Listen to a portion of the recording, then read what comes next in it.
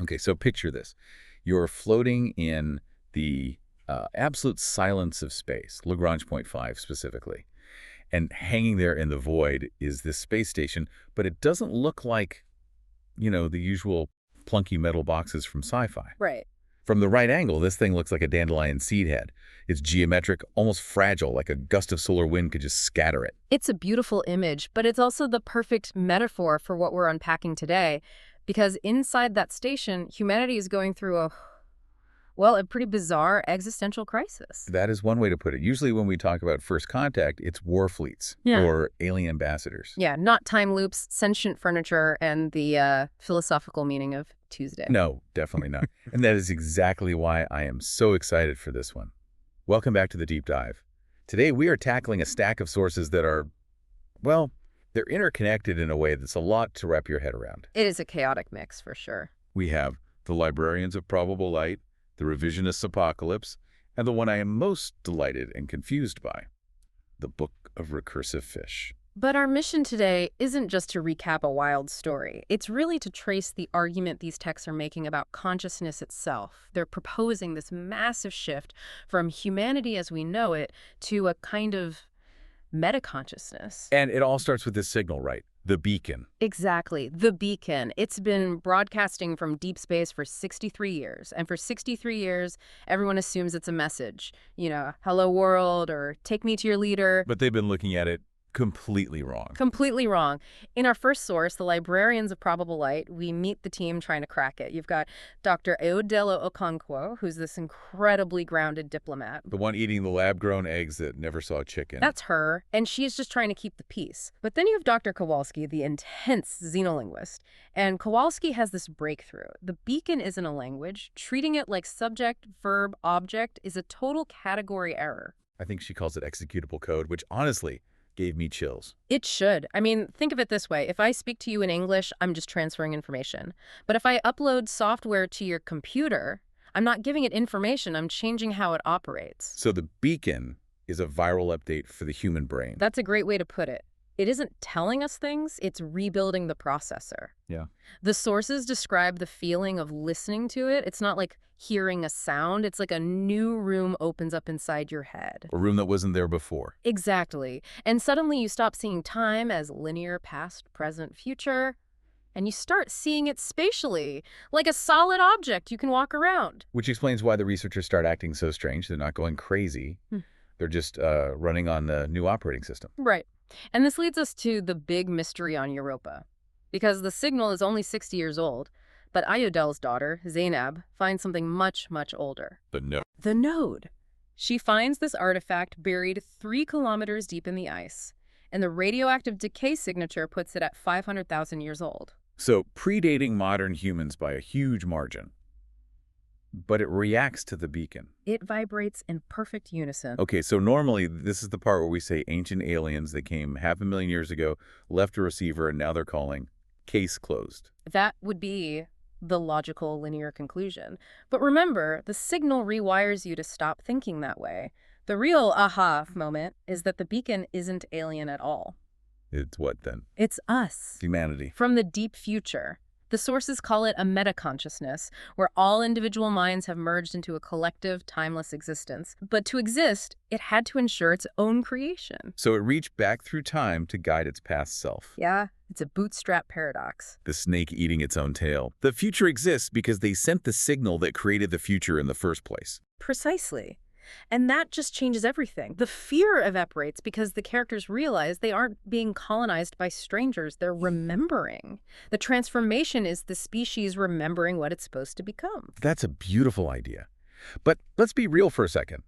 If someone told me, hey, we're going to rewrite your neural pathways into a hive mind, but don't worry, it's just your future self, I'd have some objections. You and half the planet. And this is where we get into the second source, the Revisionists' Apocalypse, because you can't just alter human nature without massive political fallout. Right, the world splits into 2 factions, the accelerationists and the preservationists. And they feel very familiar, don't they? The accelerationists are all in. They see war, climate collapse, and they figure the meta-consciousness is the only way out. If we're all one mind, conflict is impossible. And the preservationists want to brick up the door.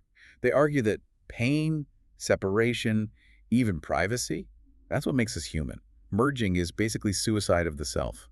And I get their point. I really do. It's the ultimate trade-off, security versus identity. And in the middle of all this is the station's resident cynic, Dr. Marcus Webb. I love Marcus. He's been studying the beacon for 40 years, and he still thinks it's all mass hysteria. Just people seeing faces in clouds. He's so important to the story because he anchors it. Everyone else is high on cosmic unity, and Marcus is just grumpy, drinking bad coffee.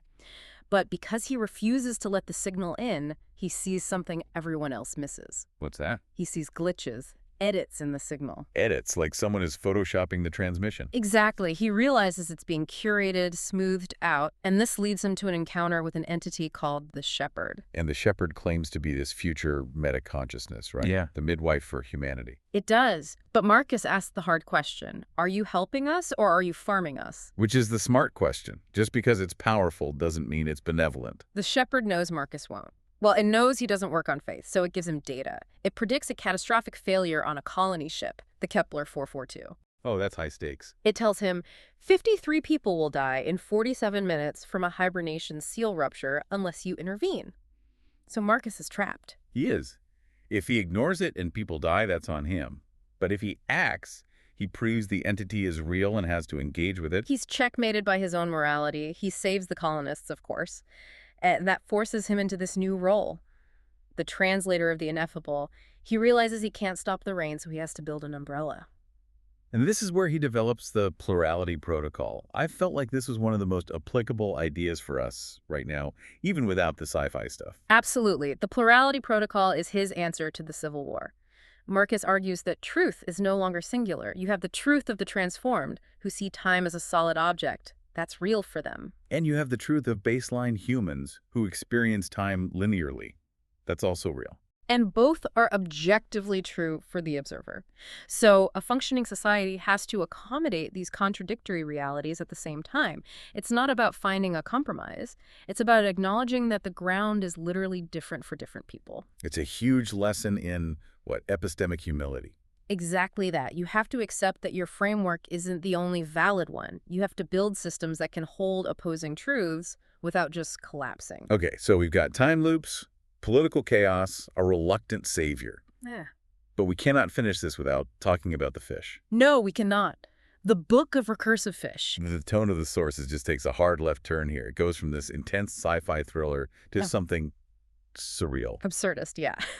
So at key moments of stress, the main characters, Iodel, Marcus, Zainab, they start seeing a fish. Just a fish floating in the air. A talking fish that floats through the space station and heckles the scientists. It is. And it claims it's not a hallucination. It says it's a narrative device that has escaped its own metaphor, or maybe just the universe playing a prank on itself. But it delivers the most profound philosophical argument in the entire story. It introduces the concept of Tuesday. Tuesday. Not the singularity, not the Great Awakening, just Tuesday. Yeah. The fish argues that humans are addicted to drama. We expect enlightenment to be an explosion, angels singing, becoming a glowing space god. We want the movie ending. We do. Yeah. But the fish says, no, that's just ego. Real enlightenment, real acceptance of the loop. It feels like a Tuesday. It's ordinary. It's repetitive. It's doing the laundry. Yeah, I actually wrote this one down. I loved it so much. It was something like, Tuesday has achieved enlightenment through refusing to pretend it's anything other than what it is. It just cuts right through all that pretension. Everyone's freaking out about the end of humanity, and the fish is basically saying, relax, it's just Tuesday. It grounds the cosmic horror in the mundane. Speaking of things realizing what they are, Yeah. Steve. We have to talk about Steve. Yeah. Oh, absolutely. Steve is the council sphere. The actual room where the government meets. The signal is so potent, it doesn't just wake up biological brains. The room gains sentience and decides its name is Steve. But it doesn't stop there. Steve starts organizing labor. Yes. Steve helps unionize the furniture. The tables and the chairs achieve class consciousness. Workers of the world unite. You have nothing to lose but your position in Euclidean space. It's hilarious, but does it serve a purpose? Or is it just comic relief? I think it's both. But it really underlines the scope of the transformation. If the end state is a meta-consciousness, that means everything is involved, not just people. The distinction between living and dead matter is another illusion. Reality itself is waking up, and apparently it involves collective bargaining for chairs. Which raises so many questions for the cleaning staff. But, okay, let's look at the end game. How do the characters resolve this loop? Well, the unending, as the text calls it, is about the necessity of the whole cycle. They realize why the future self reached back. It wasn't just to exist, it was because perfection is boring. Boredom. The driving force of the universe is boredom. Think about it. If you're a timeless, all-knowing mind, there's no surprise, no discovery. So the theory is that the meta-consciousness invents time and separation. It fractures itself into us so it can play a game of hide and seek. So it can have the thrill of remembering again. We are the loop, becoming aware it's a loop. Yeah. And the characters' fates reflect how they deal with that. Iodel, the diplomat, she accepts it.